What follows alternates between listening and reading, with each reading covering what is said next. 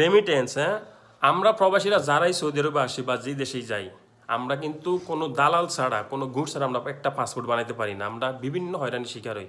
যখন দেশে যাই আমাদের জিনিসপত্র ঠিকমতো পাওয়া যায় না, আমাদেরকে এয়ারপোর্টে বিভিন্ন ধরনের হয়রানির শিকার হইতে হয়। আর আমাদের রেমিটেন্সের আশা থাকস কোটা দিলেই মুক্তিযুদ্ধের সন্তানদের, আমাদের কি দিলি? তো তাদেরকেই বল তোদেরকে রেমিটেন্স দিতে। আমাদের আমাদের কি দিচ্ছস? আমাদের কোটা কোথায়? আর আমরা রেমিটেন্স পাঠাবো, ওগুলো চুরি করে বাইরে পাচার করবি, গাড়ি বাড়ি কিনবি, হ্যাঁ চোর। আমি কিন্তু যারা চোর তাদেরকে বলছি, সবাই কিন্তু নিজের গায়ে নিবেন না, যারা চোর তাদেরকে বলতেছি। আমাদের এই মাথার ঘাম পায়ে ফেলে আমরা টাকা উপার্জন করি, সেই টাকা আমরা রেমিটেন্স পাঠাই, তোরা সেগুলো দিয়ে গুলি কিনস, সেগুলো আমার ছাত্রছাত্রী ভাই বোনের বুকে গুলি করস, আমার মা বাবার বুকে খালি করস। আর হবে না। এইবার প্রবাসীরা তোদেরকে দেখাবে, রেমিটেন্সের জন্য ভিক্ষা করবি তোরা শুধু।